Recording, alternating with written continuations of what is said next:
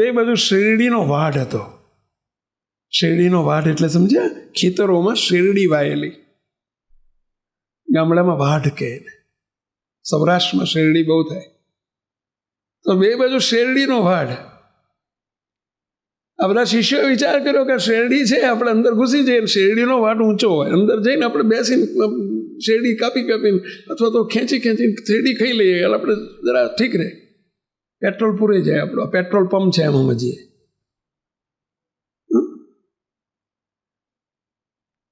એટલે બધા શિષ્યો અંદર ગુરુ જાગે ત્યાં સુધી આપણે આપણું કામ પતાવી દઈએ. અંદર ઘૂસી ગયા શેરડીના વાડમાં બેસીને. એમણે તો અંદર છાનું અંદર બેસીને બધી શેરડી, કોઈ આ બાજુ કોઈ આ બાજુ, બે બાજુ જઈને બધા શેરડી માંડી જમવા, માંડી છોલીને જમવા. ન ગુરુ સાંભળ્યા, ન ગુરુનો ઉપદેશ સાંભળ્યો. આપણે જમી લઈએ છીએ, ગુરુ ભૂખ્યા છે, ન સાંભળ્યા. આવા સમયે ખબર પડે છે કે ગુરુ સાથે કેવી આત્મબુદ્ધિ છે ને કેવો પ્રેમ છે. ન ગુરુનો ઉપદેશ સાંભળ્યો. સહેજ અવાજ થયો ને ત્યાં પેલો જે ખેડૂત હતો, જે માલિક હતો, એને કંઈક ખબર પડી કે સાલું અંદર કોઈ ઘૂસ્યા લાગે છે. એટલે એણે દૂરથી બૂમ પાડી, એટલે કોણ અંદર મોવા છો એમ કહીને બૂમ પાડીને પેલો આ બાજુ આવતો થયો. બધા ભાગીને એકદમ બહાર નીકળીને બધા આગળ આવીને ગુરુની આગળ આવીને ધ્યાનમાં બેસી ગયા, દંભ અને પાખંડ કરવા. જાણે મોટા ભગત હોય ને એમાં ગુરુની આગળ આવીને એ ધ્યાન કરવા બેસી ગયા. પેલો જે માલિક હતો એ જોઈ ગયેલો કે બધાને દોડીને મારા બેટા આવીને ભગત થઈને બેસી ગયા છે. એટલે પેલા ખેડૂતને દાંત ચડી કે સાલા એક તો તમે ચોરી કરી છે, પાછા તમે મોટા ભગત થઈને બેસી ગયા અહીંયા અને આંખો બંધ કરીને ધ્યાન કરવા બેસી ગયા. ભગત લાવો ના ભણ્યા હોય એટલે બોલ્યા આવીને ગુરુને, શિષ્યોને નહીં, જે ગુરુ સામે ટેકણે બેઠા છે ને એમને એક ખાઈને તમાચો મારી દીધો. અહીંયા એક લાફો મારી દીધો, તમાચો મારી દીધો. અને અવાજ થયો ને એટલે પેલા બધા આંખો ખોલી ઊભા થઈ ગયા. એ મારા ગુરુને ખબરદાર, મારે જ કે માર્યો કેમ લાગો? ગુરુજી જાગી ગયા અને પેલો બૂમા બૂમ કરતો હતો, સાલા લુચ્ચાઓ, લફંગાઓ, ચોરી કરીને પાછા મારા અહીંયા આંખો બંધ કરીને બેસી ગયા. મોટા ભગત ના પડ્યા હોય તો. ગુરુજી પામી ગયા કે શું પરિસ્થિતિ બની છે. ગુરુએ કહ્યું, ભાઈ એક ગાલ ઉપર લાફો માર્યો છે, બીજા ગાલ ઉપર પણ એક તમાચો મારી દે મને, હું એને જ લાયક છું. શિષ્યો કે ગુરુજી ભૂલ તમારી નથી, ભૂલ અમારી છે, તમને લાફો કેમ મારી શકે? ગુરુજી કે ભૂલ તમારી નથી, ભૂલ મારી છે. મેં મારા શિષ્યોને આવા પાઠ નથી ભણાયા, ને કાચા રાખ્યા છે. ને મારા શિષ્યોને ઉપદેશ તો આપ્યો છે, પણ ઉપદેશ એના જીવનમાં વણ્યો નથી. કે મારા શિષ્યને સમયે ખબર પડે કે આ ચોરી કહેવાય, આવું ખોટું કૃત્ય અમારાથી ન થાય, પૂછ્યા વગર કોઈના ખેતરમાં ન પેસી જવાય, એવા પાઠ મેં ભણાયા છે, પણ તમારા જીવનમાં રગે રગમાં પ્રસરાયા નથી. એટલે મારે લાફો ખાવો પડે, એમાં કંઈ ખોટું નથી થયું, હું એને જ લાયક છું, ભૂલ મારી છે.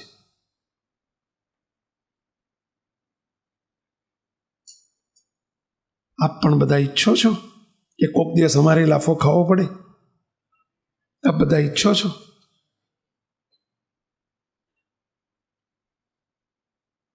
ધ્યાન રાખજો, ધ્યાન રાખજો. કદાચ કોઈ લાફો ના મારે એમને, પણ અમારી સામું આંગળી કરે ને કે આ ગુરુના શિષ્યો છે, એ લાફો માર્યા બરાબર છે.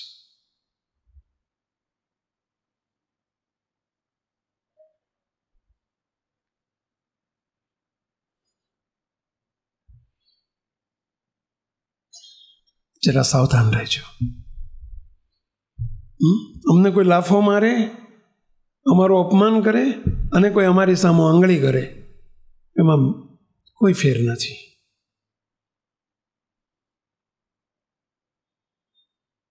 આપનું કોઈ વર્તન, આપનું નહીં, આપણું કોઈનું વર્તન ક્યારેય પણ એવું ન હોવું જોઈએ કે આપણા ગુરુને લાંછન લાગે, આપણા ઈષ્ટદેવને લાંછન લાગે.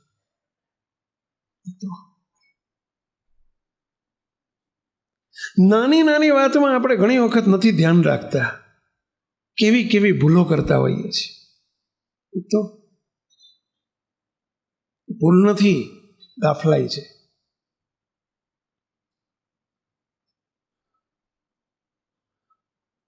આપણે ટોલ ટેક્સને પાસ કરી દેતા હોય બાજુમાં જઈને, ચોરી કર, બોલો પેલું ટોલ ટેક્સ બચાવવા માટે.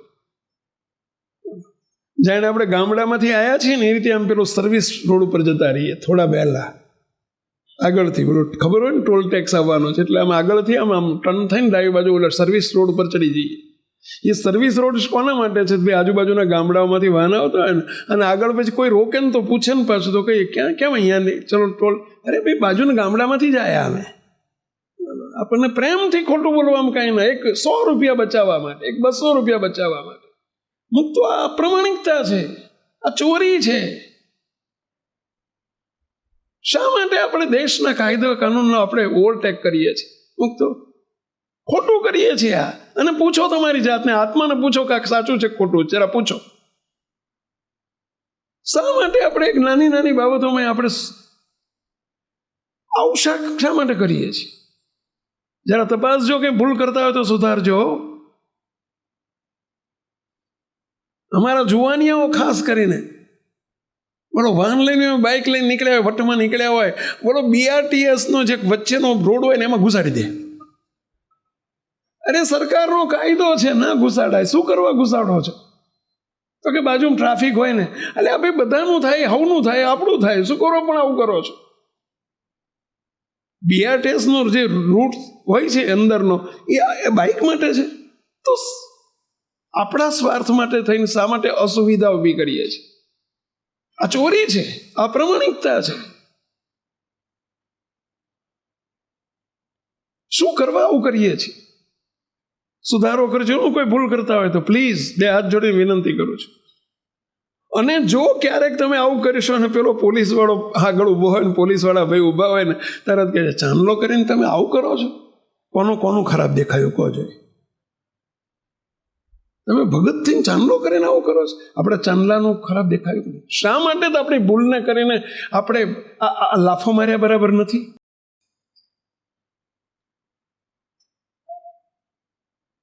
પ્લીઝ મુક્તો, આપણે બેલ્ટ ઘણી વખત બાંધતા ના હોઈએ. જો આગળ બેઠા ડ્રાઇવિંગ કરતા દાદા હોઈએ ને, જયમીનભાઈ બાંધો છો, સારું કહેવાય, સારું કહેવાય, સુધારો થઈ રહ્યો કહેવાય. લો તાળી પાડો ભાઈ.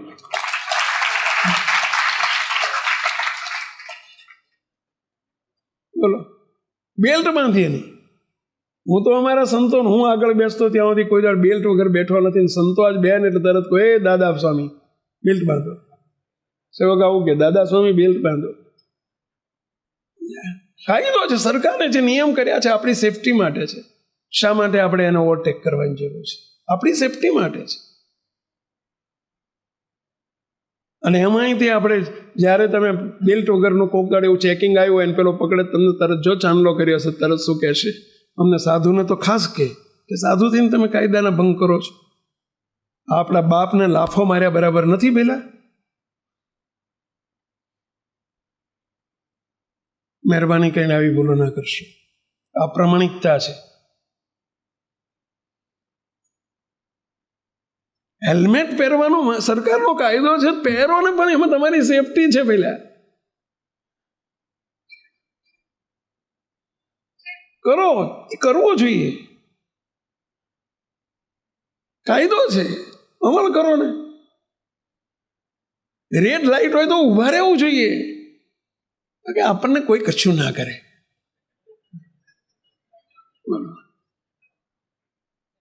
એટલે થશે ત્યારે લબડી હોસ્પિટલમાં 3 મહિના 6 મહિના ખાટલો થશે, સાનો માનો ઊભું રહે ને. આ બધી અપ્રામાણિકતા છે, ધ્યાન રાખજો. મહેરબાની કરીને આવા રૂલ્સ રેગ્યુલેશન્સને ઓબે થાવ, ફોલો કરો. સમયની ચોરી કરવી, વીજળીની ચોરી કરવી, ટેક્સની ચોરી કરવી, જીએસટીની ચોરી કરવી, તો શા માટે આ બધું કરો છો?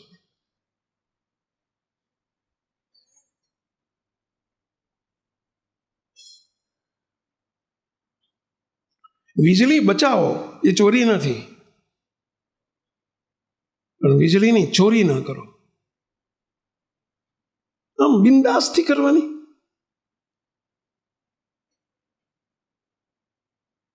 મુક્ત આ પ્રામાણિકતા નથી.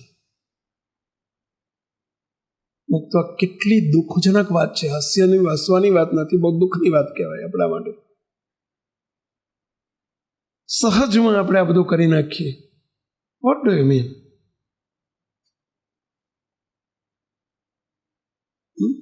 ના ચાલે. અહીં બેઠેલા બધા કોઈ દિવસ આવું ના કરશો પ્લીઝ. જો તમે અમારા હોય તો, નહીંતર અહીં આ સભામાં બેસવાનો આપણને કોઈ અધિકાર નથી.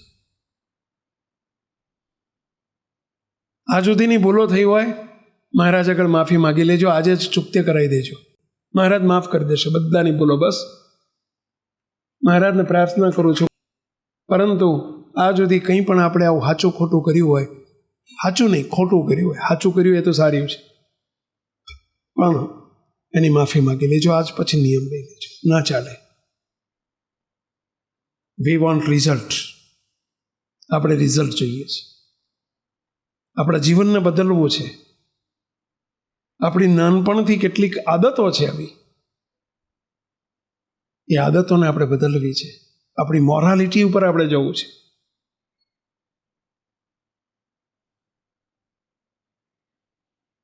મુક્તો મારે તમને એક, જેમ આવા પ્રસંગો છે એવાય પ્રસંગો છે. અમે સુરત ગયેલા 7-8-10 વર્ષ પહેલાની વાત છે.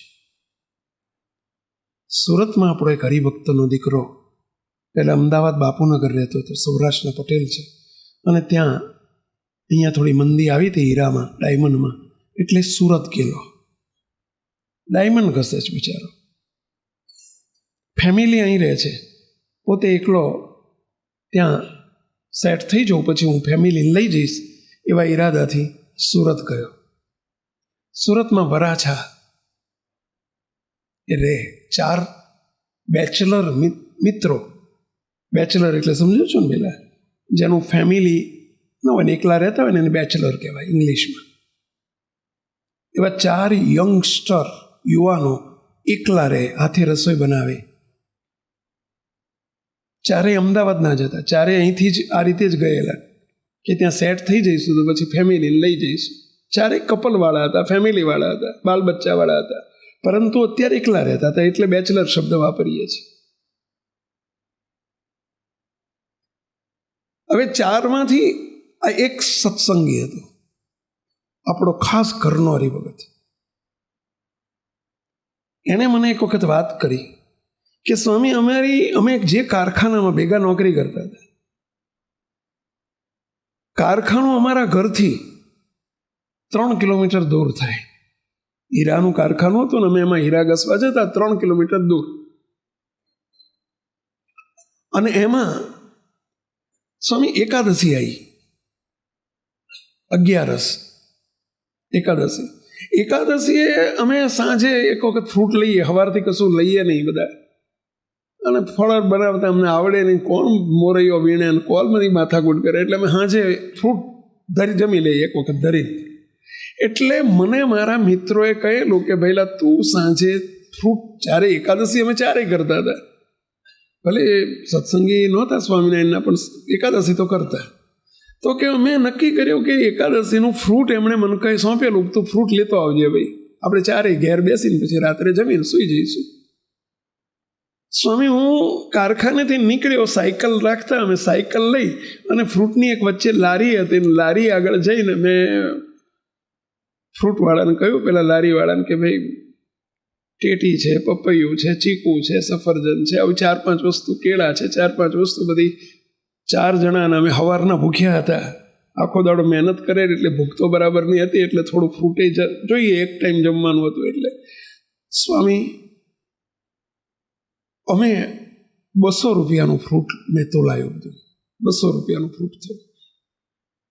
₹220 આ એના કહેવા પ્રમાણે ₹220 ફ્રૂટ થયું છે. પૂછ્યું કેટલા રૂપિયા થશે? મેં થેલીમાં ફ્રૂટ મૂકી દીધું. ખિસ્સામાં મેં હાથ નાખ્યો પૈસા કાઢવા, તો ખિસ્સામાંથી જે પાકીટ હતું, વોલેટ હતું, એ કારખાને ભૂલી ગયેલો. પૈસા તો હતા અંદર, ₹500 હતા, પરંતુ એ કારખાને રહી ગયેલો.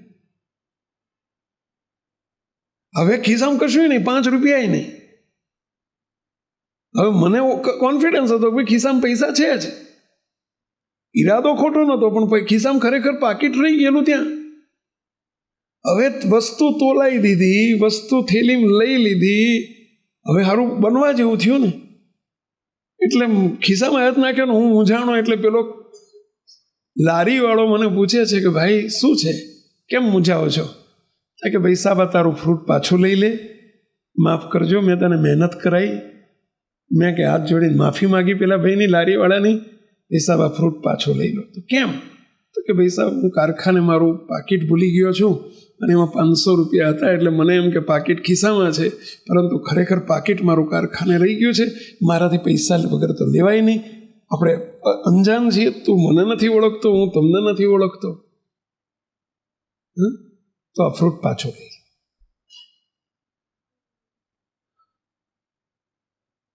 ફ્રૂટ પાછો આપવા માંડ્યું.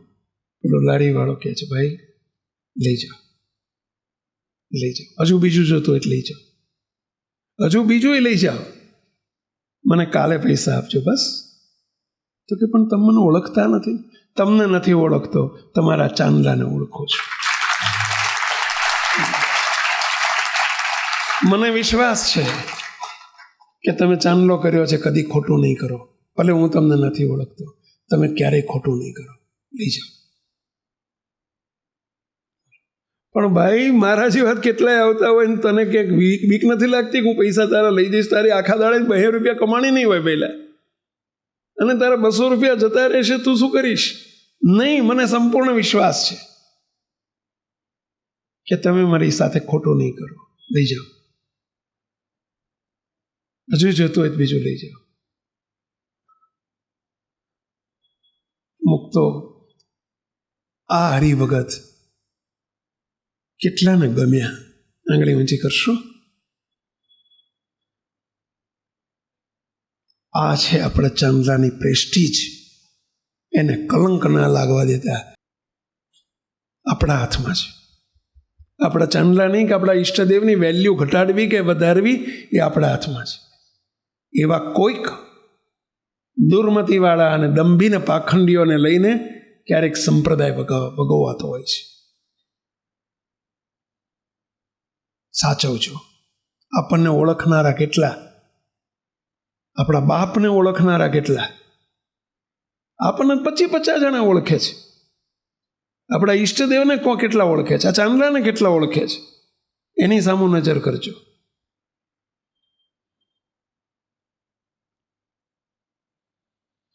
મહારાજ બહુ રાજી થાય તો પેલા મુક્તો એક બે આવી જ બનેલી વાતો સેજ આપ સૌને મારે કહેવી છે.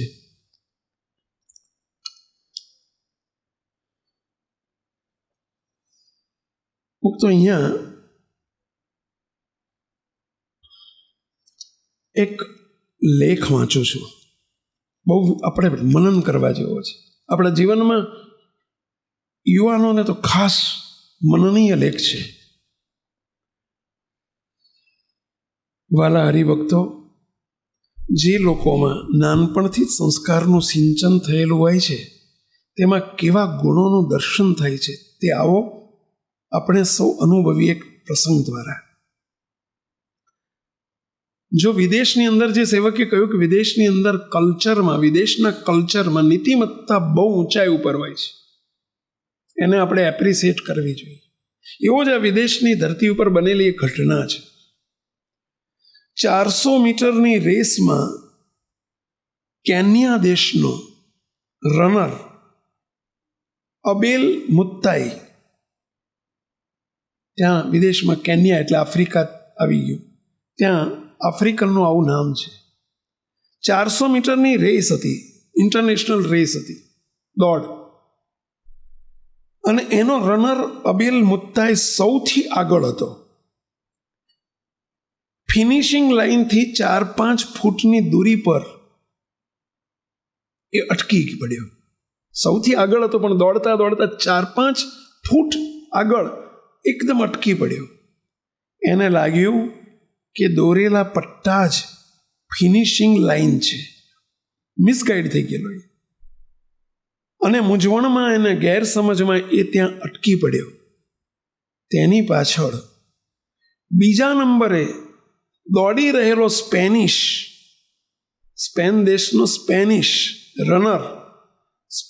રનર જેનું નામ હતું ઇવાન ફર્નાન્ડીસ, એણે આ જોયું અને એને લાગ્યું કે આ કંઈક ગેરસમજ થઈ છે આની. એ પોતાથી 2 ફૂટ આગળ હતો, પેલો બીજા નંબરનો રનર 2 ફૂટ પાછળ હતો. પેલો એકદમ અટકી ગયો એટલે પેલા પાછળવાળાને ખબર પડી ગઈ કે આ કંઈક ભૂલી ગયો, એટલે કે ખરેખર ફિનિશિંગ લાઈન આગળ છે અને અટકી ગયો એટલે એની કંઈક ગેરસમજ થઈ છે. તેણે પાછળથી બૂમ પાડી અને મુત્તાઈને કહ્યું, પેલા આગળવાળાને કહ્યું, દોડવાનું ચાલુ રાખ. પરંતુ મુત્તાઈને સ્પેનિશ ભાષામાં સમજ ના પડી. પેલો સ્પેનિશ ભાષામાં બોલ્યો, પેલો આફ્રિકન હતો એટલે એને બિચારાને ખબર ના પડી. આ આખો ખેલ માત્ર ગણતરીની સેકન્ડનો હતો. સ્પેનિશ રનર ઇવાન એની પાછળ આવી અને અટકી પડેલા મુત્તાઈને જોરથી ધક્કો માર્યો અને પેલો મુત્તાઈ ફિનિશ રેખાને પાર કરી ગયો. પેલો આફ્રિકન ખૂબ નાનો પણ અતિ મહત્વનો પ્રસંગ છે. કેમ મહત્વનો કીધો ધ્યાનથી સાંભળજો. આ રેસ હતી, ઇન્ટરનેશનલ રેસ હતી. અંતિમ પડાવ પૂરો કરી વિજેતા બનવાની રેસ હતી. ગોલ્ડ મેડલ મેળવવાની રેસ હતી. ફાઇનલ ટ્રોફીની રેસ હતી. ઇવાન ધારત તો પોતે વિજેતા બની શકત, પેલો પાછળવાળો સ્પેનિશ વિજેતા થઈ શકત. ફિનિશ રેખા પાસે આવી ને અટકી પડેલા મુત્તાઈને અવગણીને ઇવાન જરૂર વિજેતા બની શકત. આખરે વિજેતા એણે પેલા આફ્રિકન મુત્તાઈને બનાવ્યો અને એને ગોલ્ડ મેડલ અપાવ્યો અને પોતે સિલ્વર મેડલ મેળવ્યો. એક પત્રકારે ઇવાનને પૂછ્યું, તમે આમ કેમ કર્યું? તમે ધારત તો જીતી શકત, તમે આજે ગોલ્ડ મેડલને હાથથી જવા દીધો. આપણે હોઈએ શું કરીએ? વિચારો જરા. કિશોરો, યુવાનો, બાળકો, વિચારજો.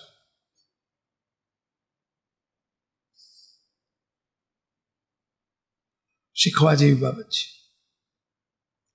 એક પત્રકારે ઇવાનને પૂછ્યું કે તમે આમ કેમ કર્યું? તમે ધારત તો તમે જીતી શકત અને ગોલ્ડ મેડલ મેળવી શકત, તમે તમારા હાથમાંથી ગોલ્ડ મેડલ જવા દીધો. ઇવાને સુંદર જવાબ આપ્યો, મારું સ્વપ્ન છે. પેલો જે સ્પેનિશ હતો ને જવાબ આપે, શું આપે છે? મારું સ્વપ્ન છે કે આપણે એવો સમાજ બનાવીએ જ્યાં વ્યક્તિ બીજા વ્યક્તિને ધક્કો મારે, પરંતુ પોતે આગળ જવા માટે નહીં, પરંતુ બીજાને આગળ લઈ જવા માટે ધક્કો મારે.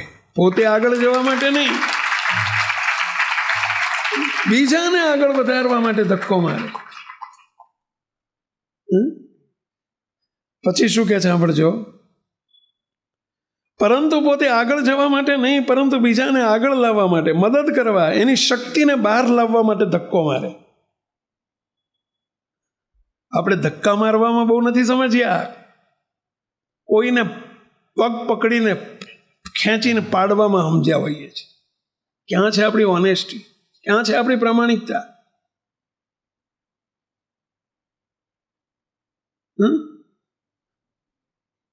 કેટલા રાજી થયા સ્પેનિશની વિચારધારાથી?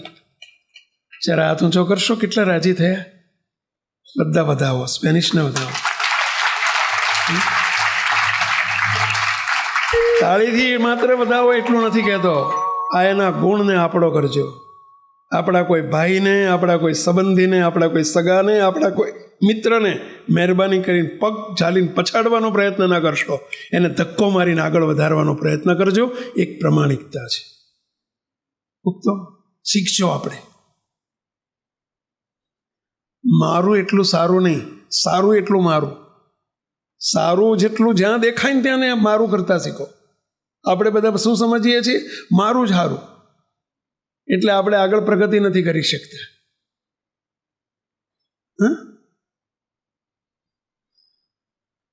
શું કહે છે આગળ સમજો. એવો સમાજ જ્યાં એકબીજાને મદદ કરીને બંને વિજેતા બને. પત્રકારે ફરીથી પૂછ્યું, પણ તમે પેલા મુત્તાઈને આફ્રિકનને કેમ જીતવા દીધો? તમે જીતી શકત.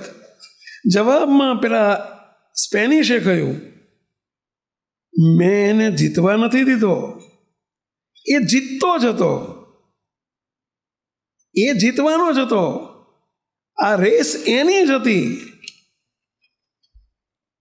અને છતાં જો હું એને અવગણીને ફિનિશ લાઈન પાર કરી જાત તો પણ મારી જીત તો કોઈ બીજા પાસેથી પડાવી લીધેલી જીત હોત.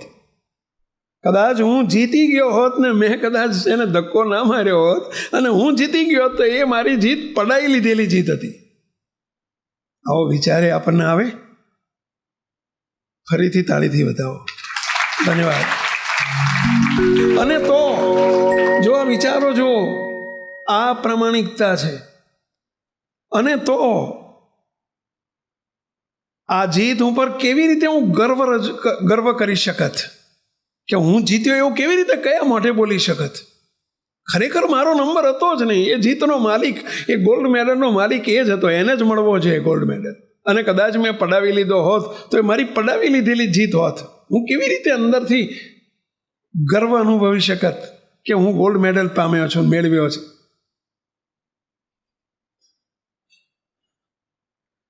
વાહ! આવો જીતેલો ચંદ્રક હું મારી માને શી રીતે બતાવી શકત? હું મારા અંતરાત્માને શું જવાબ આપી શકત?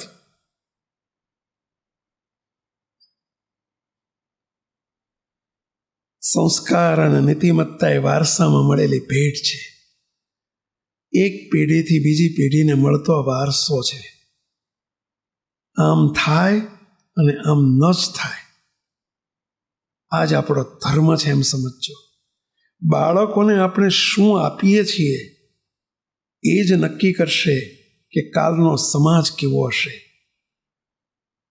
નીતિમત્તા અને સંસ્કારના કોઈ ઇન્જેક્શન કે ટેબ્લેટ નથી મળતી. બાળક પોતાના માતા પિતાના વર્તન, વ્યવહાર અને આદર્શને જ અનુસરે છે. તેમાંથી જ શીખે છે અને તેમાંથી જ તેનું ઘડતર થાય છે. ધ્યાન રાખજો વાલીઓ તરીકે. આપણે જેવું કરીશું એવા આપણા વાલીઓ પણ, આપણા બાળકો એવું જ કરશે. એ પાઠ પહેલા આપણે શીખવા પડશે. તો બાળકોને શીખવાડવા નહીં પડે, એને વારસામાં મળી જશે.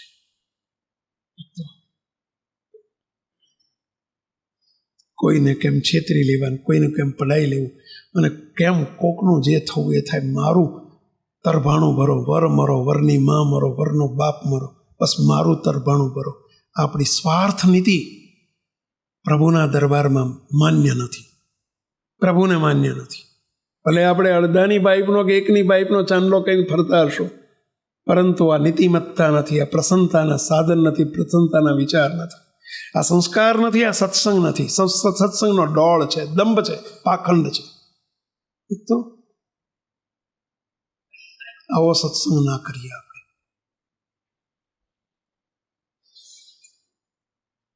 ધન્ય છે. ફરી એક વખત સ્પેનિશને વધાવીએ. તો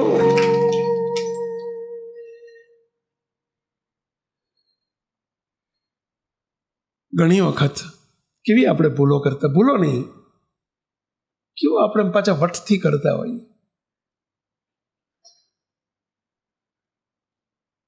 સંસાર છે, વ્યવહાર છે, ક્યાંક કદાચ છૂટાછેડા કે એવા પ્રસંગો આવે, ન છૂટકે. હું તો એવું નાક દબાઈએ, જો દીકરીના બાપ હોય કે દીકરાના જે રીતે આપણે હોય, જ્યાં લાગ મળે ને નાક દબાવે, આટલા રૂપિયા આપો તો છૂટું કરીએ. લાખો રૂપિયા પડાવાતા હોય. એક વખત એટલું તો વિચારો કે એની જગ્યાએ હું હોઉં તો મારી દશા શું થાય. તમે માગનારને એટલું તો વિચાર કરવો જોઈએ.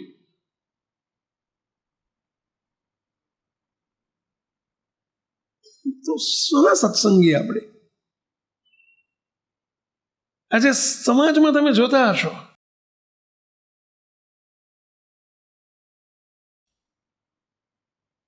સૌરાષ્ટ્રમાં જેને પૈઠણ કહેવાય છે, સૌરાષ્ટ્રમાં પૈઠણ શબ્દ વપરાય છે.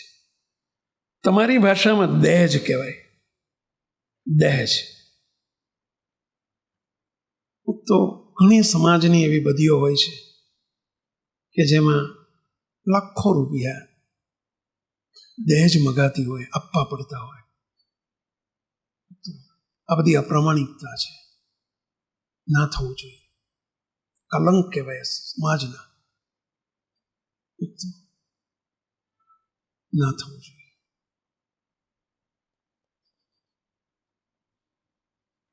પૈસાના ભૂખ્યા ના બનો માત્ર. કોકના મા બાપ, એ પણ કોક દીકરીના મા બાપ છે. શા માટે આપણે કોઈનું શોષણ કરીએ છીએ?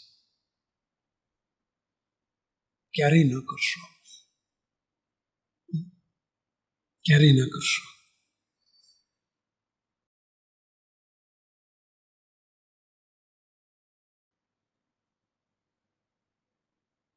મુક્તો ક્યારેય કોઈને કકડાવશો નહીં. અમારી ખાસ વિનંતી છે. કકડાવીને, દુભાવીને લીધેલું દ્રવ્ય એ અપ્રામાણિકતા છે, અનીતિ છે. બહુ સહન કરવું પડે છે. ભલે અત્યારે તમને ખબર નથી, રેલો નીચે આવશે ને જ્યારે એનું ખાતું ખુલશે ને, તો અને કંઈક જોયા છે, કંઈક ધર્મ પ્રવૃત્તિ, સત્સંગ પ્રવૃત્તિ, કંઈક દાન ધર્માદા કર્યા હોય એટલે થોડા વર્ષો સુધી આપણને આવું કર્યું હોય ને તો એ દેખાતું નથી. થોડુંક એ પેલું બેલેન્સ છે ને, એટલે બધું બેલેન્સ ચાલે છે. ભગવાન થોડો સમય માફ કરે છે. પણ જેવું ભક્તિનું બેલેન્સ પૂરું થશે ને તે દિવસે મુક્તો રોતા નહીં આવડે. મુક્તો બહુ જોયું છે.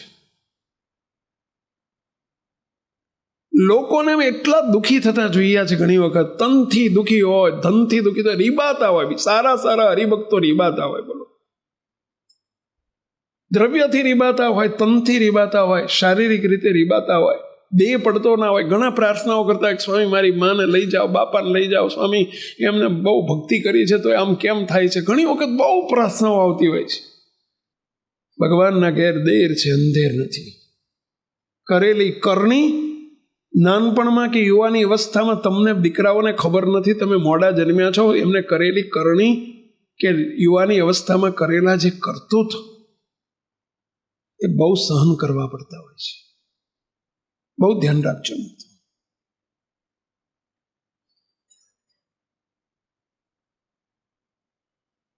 ભગવાન માફ નથી કરતા. બહુ સાવધાન રહેજો. અને એમાં કોઈને કકડાવવા, કોઈને દુભાવવા. પ્રથમનું 72મું વચનામૃત વાંચજો. આના માટે મહારાજે બહુ સિરિયસલી વાત કરેલી છે. પ્રથમના 72મા વચનામૃતની અંદર બહુ ગંભીરપણે વાત કરી છે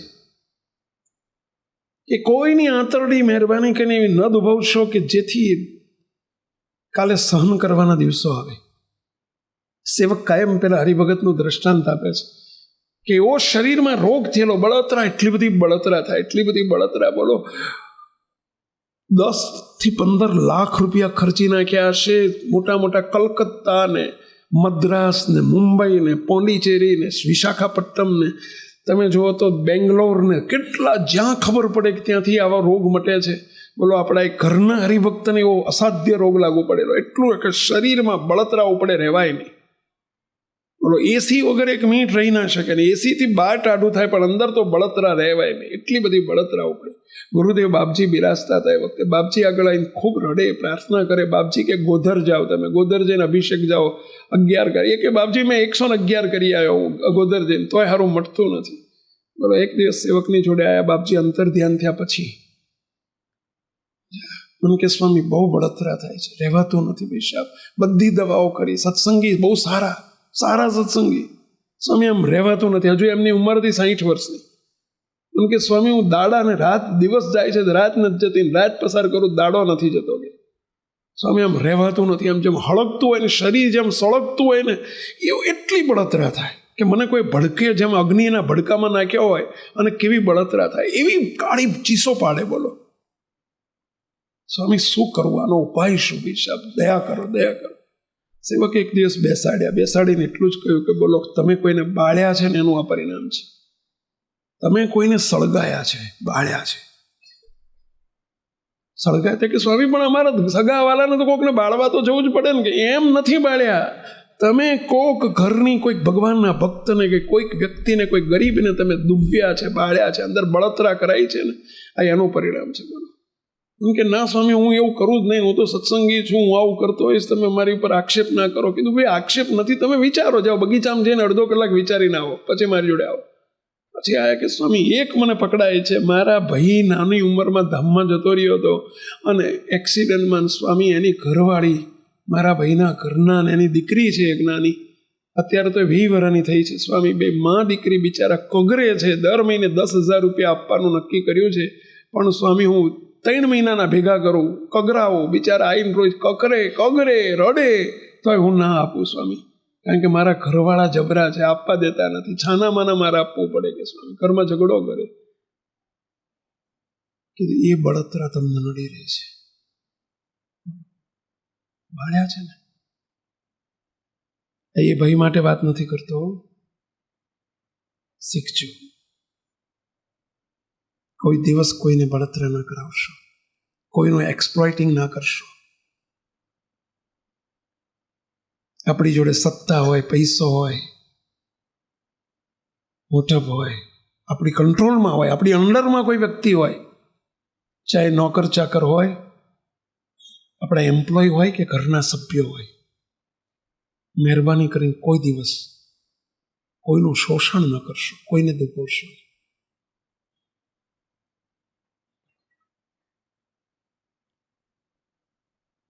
બહુ સહન કરવું પડે છે.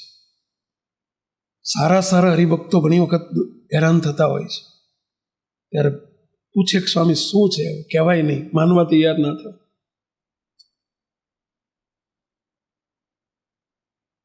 ભગવાન કોઈને છોડતા નથી, કરેલું ભોગવવું પડે છે. કીધું દયાળુ તમારી આવક કેટલી છે? મને કે સ્વામી મહિને 2 લાખ રૂપિયા. તો 10,000 રૂપિયામાં શું કરવા હેરાન કરો છો? ખરેખર તો તમારે અડધો ભાગ આપવો જોઈએ. તમારી મિલકતમાંથી તમારો ભાઈ હતો તો તમે અડધા ભાગની વારસદાર છે. સ્ત્રી બિચારી, તમે ભાગ આપ્યો છે કે નાના સ્વામી કશું નથી આપી, કોઈડી આપી દીધી છે, બિચારા રહ્યા છે. આ તમે એને બાળ્યા છે ને એનું પરિણામ છે, અન્યાય કર્યો છે એનું પરિણામ છે. સાંભળજો પુરુષો, મહિલાઓ બધા,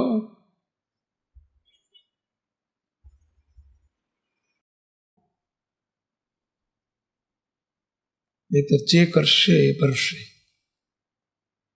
એમ કે સ્વામી હવે આમાં શું કરું? તમે 10-15 લાખ રૂપિયા ખર્ચી નાખ્યા તો સારું નથી થતું, એના કરતાં એને બિચારીને રાજી કરી લો ને, એની માને ને છોકરીને બંનેને રાજી કરી લો. મહિને 10,000 માગે છે, કાલથી 20,000 ચાલુ કરી દો, એમનો ભાગ થોડો ઘણો આપી દો. જુઓ તમે, દવા નહીં કરવી પડે, મને વિશ્વાસ છે મહારાજ ભેળા પડશે. આ એનું જ પાપ તમે ભોગવી રહ્યા છો.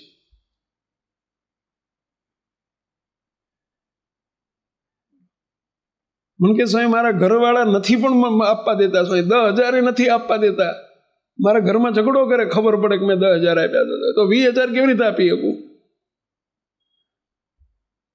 મુક્તો જ્યાં નીતિમત્તાના મૂલ્યો છે આ બધા. અને હમણાં મને સમાચાર મળ્યા છે, એ ભાઈને બોલો એમણે છાનામાના 20,000 ચાલુ કરી દીધા છે, એમની બળતરા મટી ગઈ છે ને એમને ઘરવાળાને એવી બળતરા ચાલુ થઈ છે. બોલો, આ રિસેન્ટલી મને હમણાં મળ્યા, અઠવાડિયા પહેલા સમાચાર મળ્યા છે. બોલો કે સ્વામી મારો રોગ મટી ગયો ને ઘરવાળાને ગયો છે, એ બિચારા રાડિયું નાખે છે કે બોકા નાખે છે કે એમના શબ્દો કહું છું. બોલો, મેં કીધા નતા આપવા દેતા ને એનું પરિણામ છે. બોલો, મહેરબાની કરીને રોતા રોતા તમે પાછા અમારી પાસે જ આવો છો, એટલા તમને સાવચેત કરીએ છીએ. મહેરબાની કરીને કોઈને અન્યાય ન કરશો, કોઈને અન્યાય ન કરશો. મુક્તો ગોપાળાનંદ સ્વામીનો પ્રસંગ છે. ગોપાળાનંદ સ્વામી આપણા ગોપાળ બાપા, મુક્તો ગોપાળ બાપા ગયેલા સાળંગપુરમાં રાઠોડ ધાંધલ કરીને શ્રીજી મહારાજના આશ્રિત હતા. રાઠોડ ધાંધલ એમના ઘેર સ્વામી પધાર્યા અને રાઠોડ ધાંધલ રડતા રડતા સ્વામી પાસે આવ્યા. સ્વામી કે સ્વામી બહુ દુઃખ છે. સ્વામી કે શું દુઃખ છે? તમે તો સુખી છો, 200-400 વીઘા જમીન છે, તમારે શું દુઃખ છે? સ્વામી મારે એકનો એક દીકરો છે. સ્વામી 22 વર્ષનો થયો. સ્વામી પથ્થર એટલા દેવ કર્યા હતા ને કેટલી બાધાઓ ને કેટલી માનતાઓ રાખીને કેટલું કર્યું તાર દીકરો થયો. પણ સ્વામી એવો માથાનો પાક્યો છે ને સ્વામી, હું એને કહું મંદિર જા તો ખેતર જાય ને કહું ખેતર જા તો મંદિર જાય. સ્વામી ઊંધો ચાલે બધાયની આગળ સીધો, મારી આગળ ઊંધો. બોલો, ગામમાં કોઈ ના કે ઊંધો હશે, બધાની આગળ સીધો છે. પણ સ્વામી મારે ને એને બે આમ પેલો 12મો ચંદરવા છે કે 12મો ચંદરવા એટલે સમજ્યા પેલા આમ બોલો પાડાખાર કહેવાય ને, શું કહેવાય એનું? બોલો, સ્વામી મારી આગળ જ ઊંધો, કહું એમ કરે જ નહીં. સ્વામી કંઈ માને નહીં, એક વેણ મારું ના માને. સ્વામી ઊંધો ચાલે. સ્વામી હું કંટાળી ગયો છે અને હવે જુવાન થયો, સ્વામી શું કરવું? સ્વામી આવું કેમ? ત્યારે ગોપાળાનંદ સ્વામી કે જાઓ બોલાવી લાવો એને બોલાવી લાવો. સ્વામી મારો બોલાયો નહીં આવે, હું જઈશ તો નહીં આવે. સ્વામી બીજાને મોકલો, તરત દોડતો આવશે. સ્વામી એક હરિભગત બેઠા હતા, જાઓ એના દીકરાને બોલાવી લાવો. એટલે પેલાને બોલાવી લાયા. સ્વામીની સામે બેઠો પેલો આવીને દંડવત કરી. એટલે સ્વામી તરત એની સામું જોઈ રહ્યા. મોટા પુરુષ અને આંખમાંથી બધું દેખાઈ જાય. આંખ છે ને એ આત્માને તપાસવા માટેની, જેમ પેલું ડૉક્ટર અહીંયા પેલું અહીં સ્ટેટોસ્કોપ મૂકે એટલે એને પેલું અંદરના ધબકારાને બધું સંભળાવવા મળે ને, એમ આંખમાંથી મોટા પુરુષ આપણા ચૈતન્યને માપી લે. સમજ્યા? સ્વામી આમ એની આંખ હું 2 મિનિટ જોઈ રહ્યા. સ્વામી કે ઓહો હવે ખબર પડી. બોલે બડોહા રાઠોડ ધાંધલ કે શું ખબર પડી? સ્વામી મને કોણ ભાઈ સાહેબ ખબર પાડો ને. સ્વામી કે તમારે ત્યાં કોઈ નોકર હતો? તા કે હા, એક લખમણ કરીને નોકર હતો. કેટલો જૂનો હતો? અરે મારા દાદા વખતનો, બાપના બાપ વખતનો હતો. તમે એને કંઈ તકલીફ આપેલી? તો કે હા, મને પેલો શેઠનો દીકરો ને, મેં પેલો ખેડૂતનો માલિકનો દીકરો ને, એટલે એને બિચારો નોકરી કરતો હોય, એનો પગાર હોય તો એને હું હેરાન કરતો બહુ. પગાર આપતી વખતે બહુ હેરાન કરો એને, લબડાઈને હેરાન કરીને પગાર આપો, આવું બહુ કરતો ગયો. બસ આ લખમણ તમારા ઘેર દીકરો થઈને આવ્યો છે. તમે આ સુધી બહુ એને હેરાન કર્યો છે, એટલે તમને અત્યારે હેરાન કરે છે. આ દીકરો આવ્યો છે તમારા ઘેર, દીકરો થઈને લખમણ આવ્યો છે. તો ખ્યાલ રાખજો, ઘણાના પરિવારમાં આવું બને છે કે બાપ દીકરા વચ્ચે, પતિ પત્ની વચ્ચે આમ હોય, તમે જુઓ ને તો હરખું હાલે જ નહીં. એ બે વચ્ચે પાડાખાર જ હોય. અને એનું કારણ સમજી લેજો કે આ કરેલા કર્મને ભોગવવા માટે પ્રભુએ મૂકેલી પ્રસાદી છે. આડાના વડા ચાલ્યા છે એટલે ભગવાને પ્રસાદી આપી છે. અને હજુય પ્રસાદી લેવી હોય આવી તો ચાલુ રાખજો, નહીંતર હવે મહેરબાની કરીને આપણા નીતિમત્તામાં મજબૂત બનીને કોઈનું અહિત ન થાય, કોઈનું જીવ દુભાય નહીં, કોઈ કકડે નહીં, કોઈને તકલીફ ન પડે. મુક્તો સૌના સ્થાને બેસતા શીખો અને પ્રામાણિકતાના પાઠ શીખો. કોણ છીએ આપણે, કોના છીએ આપણે, વિચારજો. પેલા દગા અને કપટ ને પ્રપંચને અંદર ભેળસેળ અને ઓછું આપવું, બીજું ને ત્રીજું મુક્તો, આ બધું આપણને ન શોભે. આપણે કોણ છીએ વિચારજો. પેલા જીવનમાં ક્યારે આવું ન કરશો એવી વિનંતી છે. ઘણી બધી બાબતો આપણા જીવનમાં હજુ કસરો રહે છે. બી ઓનેસ્ટ, પ્રામાણિક બનો. જ્યાં જ્યાં ભૂલ થતી હોય નિવારજો. આજે જ નક્કી કરજો. થયેલી ભૂલ મહારાજને આગળ માફી માગી લેજો. કોઈ વાંચવાનું નથી, ચિંતા ના કરશો, મહારાજ વાંચશે.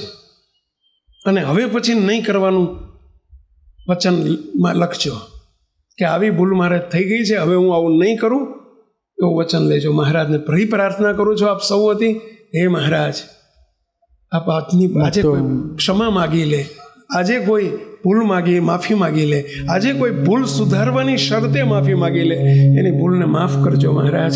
અને અમારી ઉપર અમારે રાઠોડ દાંતલ જેવું ના થાય, અમારે ઓલું બળતરા ના આવે ને અમારા ઘરવાળાને બળતરા ના થાય, એવી કૃપા કરજો.